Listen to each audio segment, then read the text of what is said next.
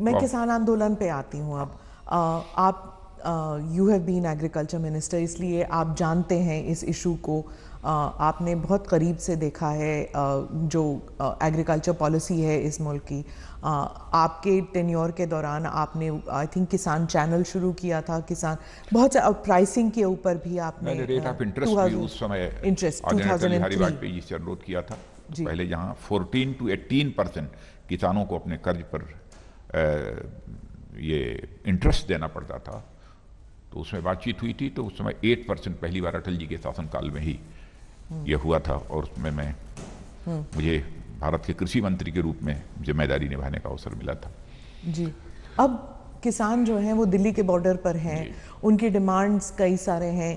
पहली डिमांड तो ये है कि आप ये कानून हटा दें, उन्हें काले कानून कहते हैं, वो हटा दें। इतने सारे हज़ारों किसान वहाँ पर हैं।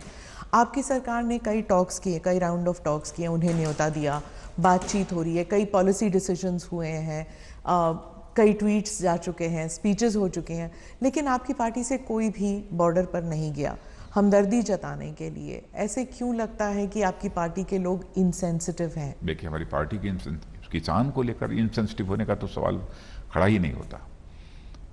हमारे किसान धरना दे रहे हैं, प्रदर्शन दे रहे हैं, सचमुच केवल किसान होने के नाते मुझे ही पीड़ा नहीं है। मैंने देखा है हमारे प्रधानमंत्री जी को भी इसकी गहरी पीड़ा है।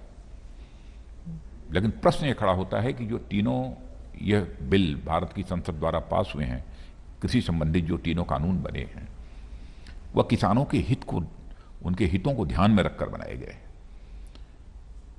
और बराबर जब से मोदी जी ने प्रधानमंत्री के रूप में जिम्मेदारी संभाली है, क्योंकि मैं कैबिनेट का एक सीनियर मोस्ट मेंबर होने के नाते मैं कह रहा हूं कि उनके साथ बराबर हर मुद्दों पर बातचीत करने का मुझे अवसर भी मिला है। मैंने देखा है कि किसानों को लेकर बराबर उन्होंने अपनी चिंता व्यक्त की है, और प्रारंभ से ही। और 2014 क्या, 2014 के पहले जब हम लोग कैंपेन के लिए जाते थे, चुनावी कैंपेन के लिए, उस समय भी कि देश के किसानों की हालत जब तक नहीं बदलेगी तब तक देश की हालत नहीं बदल सकती है। भारत को यदि धनवान भारत बनाना है तो भारत के किसानों को भी धनवान हमको बनाना होगा, यानी उनकी आमदनी को हमको बढ़ाना होगा। यह हमारे प्रधानमंत्री की सोच रही है, और प्रारंभ से उनके द्वारा यह कोशिश की जा रही है।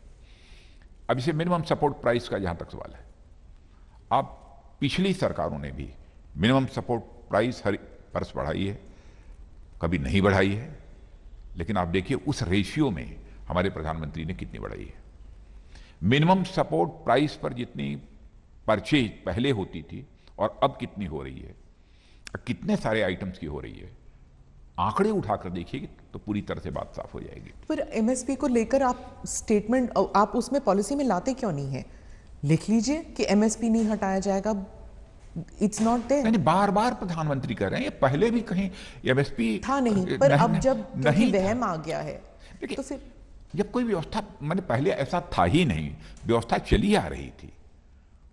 और आज भी प्रधानमंत्री कह रहे हैं, हम सब सारे लोग बोल रहे हैं, तो हम अपने ऐसे वचन से मुकर कैसे जाएंगे? लोकतंत्र में जो अपनी वचन से मुकर जाता है उसे तो अच्छी तरह की अच्छी सजा यह जनता दे सकती है। लोकतांत्रिक व्यवस्था में यह अधिकार उसे प्राप्त है। जो हम कह रहे हैं उस वचन को पूरा करेंगे और आगे बढ़कर पूरा करेंगे। और तीनों कानूनों के माध्यम से यह कोशिश की गई है कि किसानों की आमदनी 2 गुना, 2.5 गुना, 3 गुना, जितनी अधिक से अधिक हो सके बढ़े। हाँ, जैसा मैंने पहले कहा कि किसान धरने पर बैठे हैं, सचमुच हम जैसे लोगों को भी वेदना है। आप उत्तर प्रदेश के भी किसानों से पूछिए। मैं मुख्यमंत्री जब था तो उस समय भी बड़े हुजूम, टिकैत साहब के साथ भी हमारे पास लखनऊ में गए हुए थे। मैंने उनका स्वागत किया, अगवानी की, उनसे बातचीत की, समस्या का समाधान निकला था। आज भी हम चाहते हैं कि समस्या का समाधान निकले। हमारे कृषि मंत्री से नरेंद्र सिंह तोमर और उनके साथ हमारे वाणिज्य मंत्री श्री पीयूष गोयल, ये सब सारे लोग बैठे हैं, सारे अधिकारी बैठे हैं, बातचीत चल रही है। हमारा तो अपने किसान भाइयों को एक सुझाव होगा कि हर एक्ट के हर क्लाज पर तार्किक एक बहस होनी चाहिए, तर्कों के साथ। और जहां पर यह लगेगा कि यह किसानों के हितों के प्रतिकूल है, उसके खिलाफ है, तो जो भी आवश्यक होगा हमारी सरकार करेगी। मैं यकीन दिलाना चाहता हूं, जैसा मैं प्रधानमंत्री की मंशा को जानता हूं जी, किसानों के हितों के ऊपर हम किसी भी सूरत में चोट नहीं पहुंचने देंगे। मैं यह बात दिल की गहराइयों से कह रहा हूं। पर ऐसे लगता है अब ये तर्क वितर्क से आगे बढ़ चुका है, क्योंकि किसान अड़ गए हैं कि अब या तो हटेगा ये कानून या मतलब जब तक हटेगा नहीं हम नहीं हटेंगे यहाँ से। बातचीत हो रही है और मैं समझता हूं कि कुछ ना कुछ समाधान उसका निकलेगा, यह मेरा विश्वास और भरोसा है। और मैं हाथ जोड़कर अपने किसान भाइयों से विनम्र अनुरोध करना चाहता हूं कि इस बिल को मैंने भी स्वयं देखा है, कृषि मंत्री भी रह चुका हूं और कृषि जगत की बहुत सारी समस्याओं से मैं अच्छी तरह वाकिफ भी हूं। इसलिए मैं कह सकता हूं कि यह किसानों के हित में है। एक बार कम से कम 2 साल तक एक प्रयोग करके आप देखें तो कि यह तीनों जो कानून कृषि संबंधित हैं वह किसानों के लिए कितने उपयोगी हैं, देखें तो उसके बाद आपके साथ बैठने को हम लोग तैयार हैं। आप बैठिए, आप जहां जहां कहेंगे आवश्यक संशोधन करने के लिए हमारी सरकार तैयार है। और आज भी हमारे किसान भाई बैठे हैं, किसी एक्सपर्ट को बैठाना चाहते हैं एक्सपर्ट को बैठा लें, सरकार के साथ बातचीत हो और बातचीत के द्वारा यदि यह निकलता है कि नहीं इन कानूनों को फला क्लाज में संशोधन करने की आवश्यकता है, तो उसके लिए भी हमारी सरकार तैयार है। हम पूरी तरह से फ्लेक्सिबल हैं। हम केवल सरकार के लिए सरकार नहीं चला रहे हैं, हम देश के लिए, गरीब के लिए, देश के किसानों के लिए, देश की जनता के लिए सरकार चला रहे हैं।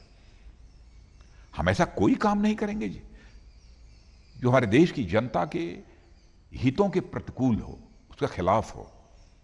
ऐसा काम हम कभी नहीं कर सकते। जी, आप हमदर्दी, आप संवेदनशीलता के बारे में कह रहे हैं, लेकिन आपकी पार्टी के ही कुछ लोग किसानों को लेबल दे रहे हैं, नक्सल कह रहे हैं, खालिस्तानी कह रहे हैं।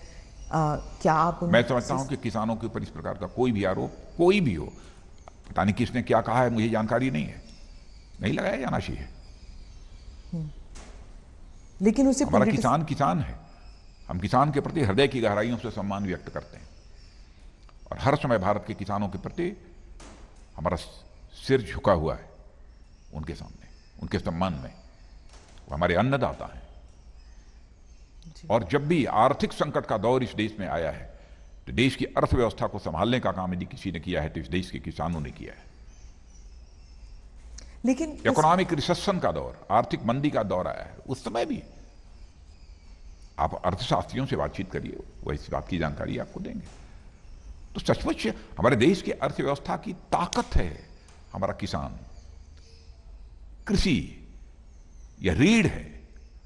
राष्ट्रीय स्वाभिमान की रक्षा के लिए सिख भाइयों ने जितना बड़ा बलिदान दिया है उसे भारत कभी भूल नहीं सकता, कभी नहीं भूल सकता। और भारत की संस्कृति की रक्षा करने में हमारे सिख भाइयों का बहुत बड़ा कंट्रीब्यूशन है। तो इसमें और बदसदैव भारत के स्वाभिमान की सुरक्षा के लिए, भारत की संस्कृति की सुरक्षा के लिए जो उनका योगदान है, पहले भी था, आज भी है और कल भी रहेगा। कांग्रेस पार्टी जो है किसानों के साथ नजर आ रही है। राहुल गांधी जो है उन्होंने करोड़ों किसानों के हस्ताक्षर लेके वो राष्ट्रपति तक पहुंच गए हैं। तो अब ऐसे लग रहा है जैसे कि ये एक सिर्फ एक किसानों के हित की बात नहीं है, अब ये एक राजनीतिक बैटल बन गया है। कम से कम इतना तो मैं ये कह सकता हूँ कि राहुल जी आयु में तो मुझसे छोटे हैं, लेकिन कृषि के बारे में उनसे मैं ज़्यादा जानता हूँ, क्योंकि किसान माँ की कोख से ही पैदा हुआ हूँ। इसलिए जिस माँ की कोख से पैदा हुआ हूँ और जिस वर्ग में पैदा हुआ हूँ, मैं किसान का बेटा हूँ, तो कम से कम किसानों के हितों के प्रतिकूल हम लोग कोई काम नहीं कर सकते। हमारे प्रधानमंत्री मोदी जी भी गरीब माँ की कोख से पैदा हुए हैं। बस इतना ही कहना चाहूँगा, इससे ज़्यादा कुछ कहने की जरूरत नहीं है।